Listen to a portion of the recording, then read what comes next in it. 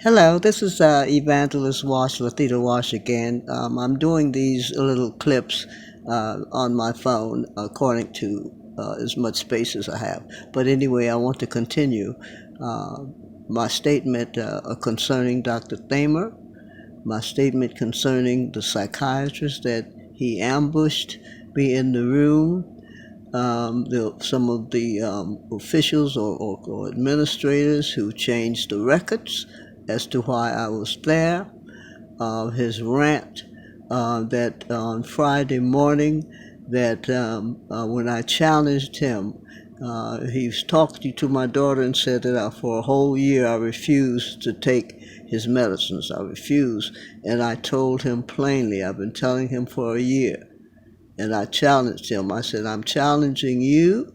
I said, and if necessary, I will challenge Medicaid and Medicare about the medicines that you are prescribing for me that I do not feel right with. Medicines that even my cardiologist said you would get insulted when blah, blah, blah. So that went on for over a year. And this past Friday, I went there because I was in extreme pain. I aggravated my back. I found out after I got there that I not only have DJD, but I have arthritis in the actual spine. Okay, that's extreme pain. I aggravated it. And usually the only thing that will stop it is a strong injection right to this point and rest for 2 or 3 days. I've never required a regimen of pills. I've never required or asked for anything by name.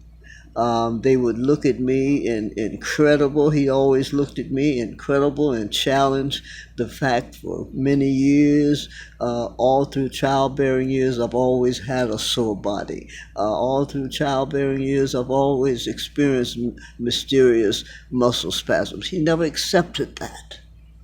And he never accepted recommendations from the cardiologist, you see. And he's ranting to my daughter. He said, well, I'm putting her in there today. I'm writing a letter to get her admitted. And that's what he did. So I know that God was working that portion out in my good, you see. I'm going to call everyone that's ever treated you, and I'm going to see what they have to say. How many poor folk get a chance to get a head to toe from the professionals? Huh? So that came to pass. We recognized that part of the dizziness, they felt it was going to be okay with adjustment of teeth.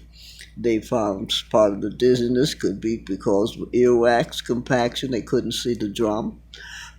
They found that not only did I have DJD, which they were treated, but they actually found out that I had both. I had DJD and arthritis in the spine.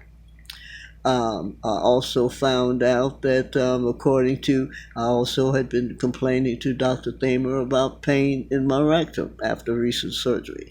I complained to Dr. Thamer about not finding out why in 2019 I woke up in a pool of blood, ended up in the hospital 12 days with 5 transfusions. I never got explanations for those things. And in his rant and putting me in there, I got a chance to talk to these doctors, you see, and they got explanations for all of those things. So it went on from there, and he was still not satisfied, you see.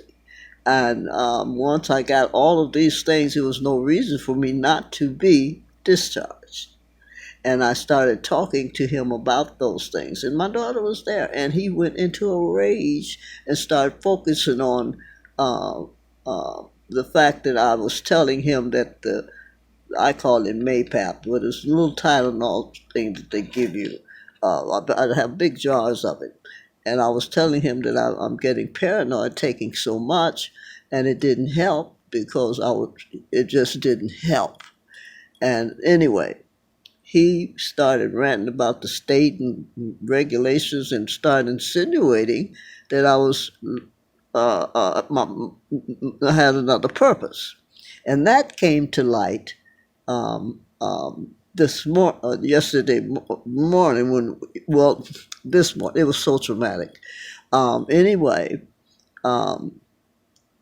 when I was supposed to be, he came in, the administrator came in, one of the people that talked to you about your discharge came in and said it was being held up, and she was being kind of coy, and she mentioned two or three things concerning Thamer and what he was pulling off, and she said, "Well, this last thing, I don't want to make you mad," because she could see I was just getting so frustrated, not angry, not cussing, not fussing.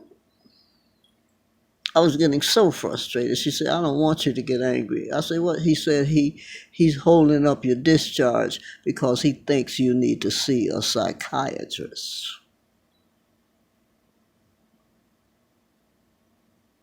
And I protested, and I said, "No, okay,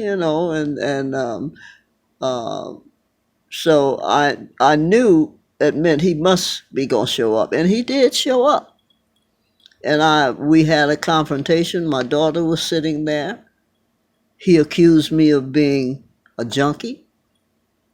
He told my daughter that I specifically asked him for, I forgot whether he said oxycodone or cordone. I've forgotten which one.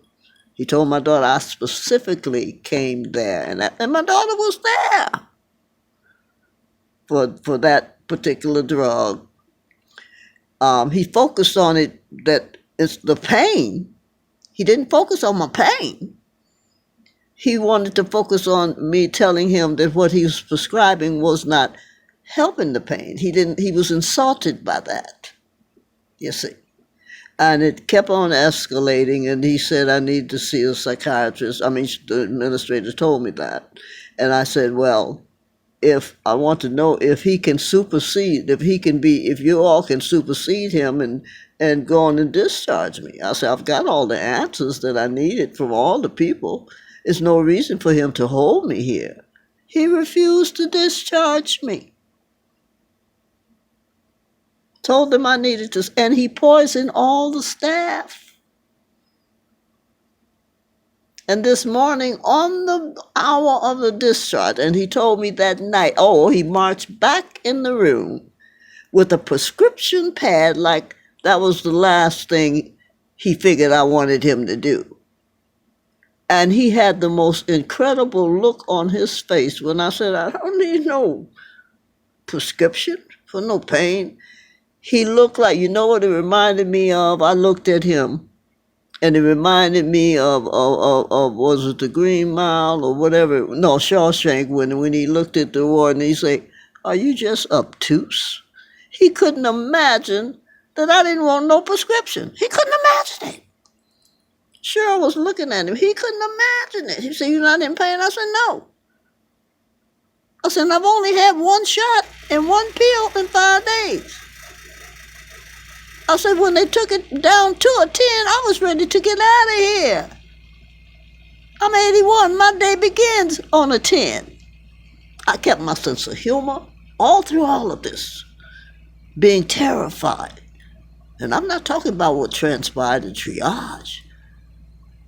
They kept me there, and he said I was supposed to get out of there first thing in the morning, kept me there to 10:30, and in walks this chick all dressed in black. And I missed it. I missed it when she introduced herself at first. But he sent a psychiatrist in anyway and ambushed me. She came in blazing. But what he done told me, "It ain't about him. I want to talk about you." I said, "Hey, well, you're in the wrong room because I don't have to talk to you." I said, because the last thing this deranged doctor even said to me was, "Yeah, okay, you don't need a psychiatrist." That was the last thing I heard out of his mouth. So why are you here? Doesn't that show you that he didn't have a tantrum or a breakdown or something? Why are you here? So she kept ranting on about me. So, okay, that deteriorated way down. I'll have to consult the team at that time about what I see as I'm talking to you.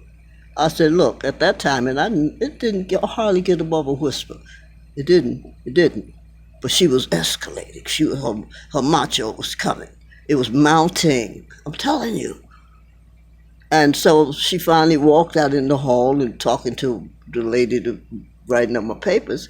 I'm just walking to as my practice. When you get sprung from the hospital, you get your clothes back on, you brushed up, and I swear, I just walked to the door. Didn't even know she was to the right of me. I'm just walking to the door in anticipation of being sprung. She looked at me and said, "You better get back in your room." I looked at her. She said, "You better get back in your room before this escalates." And I'm going to end this clip because it may be getting ready to cut off. Do you know what I felt? It was the most terrifying feeling that I've ever had in my life. More terrifying than walking in with a man having a gun on my mama. She said, "Don't you let this escalate." She gave me a George Floyd moment. You better. What kind of colloquialism is that from a psychiatrist? She said, "You better get back in your room. Don't let this escalate." He held me captive until he could get the psychiatrist there to ambush me and intimidate me. By then, even the administrator had turned. And she was being kind of, sort of, looked like empathetic. I had one group of arrogant doctors came in, and I had talked to the endocrinologist, a distinguished doctor, and we had already made our arrangements. He had already gave me the decision. He said, "I'll be back later on," but they didn't know this. The ones that were standing there earlier pontificating over me, they didn't know he had already came in. They didn't know we discussed it, and he said, "Well, what I'm going to do, I'm going to give you time to think about it, and I'm going to think about whether I want to do it while you're here, and I'll be back." They didn't know that. But they were pontificating and telling me that hey, now you can't expect him to stop everything. This is how they said it. You can't expect him to stop everything he's doing to do that for you before you get out of here. I said, "No, you can't expect me to believe that you can read his mind." They didn't know he told me he'd be back. And sure enough, he came back. He walked in. He said, "I bet you didn't think I said I'd see you. You'd see me." I said, "Yes, I did." And he grabbed my hand. And I told him what had transpired, and that the other guy said, "In no way that I can expect him to." I said, "Well, I refuse to believe you can read his mind." He grabbed my hand. He said, "Thank you." And I asked him, I said, "Well, all I want to do, I just want to ask you, what do you think I should do?" I said, "Not that I don't know what to do." I said, "I want to give you that respect." He said, "Well," and I told him, I said, "And by the way, I want to go out of town at the end of the month, and I don't want to be sore," and all that kind of stuff. So we had all agreed that I would come back to him in August. You see? But they didn't know that. But they getting in my head. I don't know whether they done looked at I'm on Medicaid, or I don't know what they done looked at to tell me that ain't no way that he gonna readjust his schedule just to do a biopsy on you before you leave. Come on, y'all.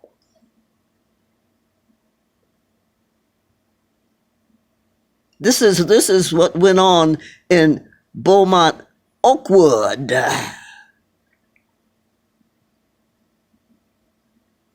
My doctor accused me in front of my daughter.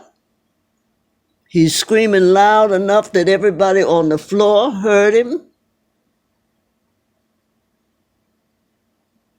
You hear me? You hear me?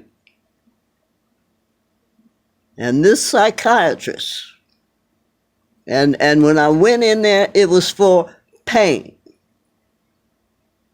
But they got on my discharge papers, I went in there for dizziness. They ain't got the psychiatrist's name on there nowhere. Ambushed me with a psychiatrist. After walking in and telling me, "You right, you don't need to see no psychiatrist," and walked out and gave me the impression it was over. And then held it up until she got there. Come on, y'all. Come on, y'all. I'm going to the board. Held it up and told me, "You better get back in your room." And I hadn't even transgressed the door frame. I'm just standing there. Wasn't looking at her, just standing there, anticipating getting out of that. Since I got a little more time on here, I'm going to tell you about the experience. In triage, as I was sitting there in terrible pain, Caucasian guy, sitting there pissing all over himself and tripping on opioids, grabbing nurses and all this kind of stuff, macho doctors in muscle shirts walking through there woofing at him every now and then. And he's less than 10 feet from me. And all of a sudden he jumped up and threw up in the middle of the floor. And they didn't hardly react until he took a couple more steps in my direction and threw up again. And I thought sure a little was going to get on me. And then the doctor finally realized I was sitting there helpless, and they could see I was struggling and terrified to get out the chair.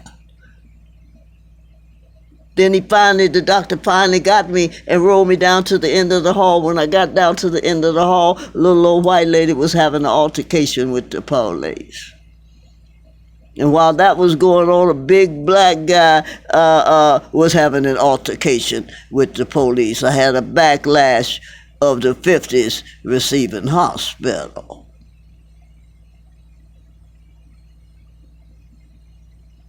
And I got up to my room of pressure, which is normally, and my cardiologist will testify, it has always been perfect, except if I was in pain. When I got up to my room after triage experience, my pressure was 203/189. And every time I had to speak with some of those that were pontificating, it stayed up. And he even challenged me on that. "I know you probably don't want to take this either, but we need to give you high blood pressure to get it down." I said, "I got sense enough to know that. But I got sense enough to tell you I ain't going to dedicate my life to taking it when you the cause of it." Oh, it's been a bumpy ride these last 5 days, y'all. And I'm asking anybody out there who can help me with this. Y'all know who you are. He and the psychiatrist, people who filled out the papers, who changed with switching sides, and stood there and watched the psychiatrist tell me I better get back in the room. I'm talking about the lady down in MRI who argued with me because I told her she was putting in the wrong tube. And she argued with me. And she said, "I didn't even see that one over there. I don't know what it's for anyway." I say, "You mean to tell me you're going to admit that?" I said, "You didn't ask me my name. I saw your tag," she said. I said, "You couldn't have seen my tag, or you would have seen the other IV port." So that went wrong. I ended up leaping from the table across the room. They wouldn't even put the tables together in spite of my yellow socks. I leaped across the table out of their hands and jumped up on the gurney. Oh, baby, this has been 5 days I will remember as long as I live. They should pay. Slander, intimidation. What does a success suggest to you when your psychiatrist, not your, I don't want to, oh, let me say, but when a psychiatrist who never seen you in their life and came in there according to what a deranged Dr. Thamer had to tell them before they got there, you better get back in your room. And I hadn't even transgressed the doorway. I don't know why my little tape is hanging in there, but I'm going to keep on talking until they tell me to take this bad boy off. My doctor had a tantrum, called me a junkie, and stood there, walked in there arrogantly and said, no, you don't need to see a psychiatrist. I thought it was over, but he walked in there with a damn prescription pad. Thought my eyes was going to light up. And I said, what you, he said, you don't need you ain't in no pain? I said, no. I said, that was the reason they gave me the Topadol in the shot, to hit the spot to stop it. I don't need no pills. All I need is not to run around trying to move 5 bags of sand by myself no more. All I got to do is lay down for a couple of days and apologize to Mr. Payne. He was dumbfounded that I didn't want a script. What does that tell you about the man? Something wrong. And for a psychiatrist to walk in there just on the strength of what he has told her and to confront me and tell me it ain't about him, it's about you.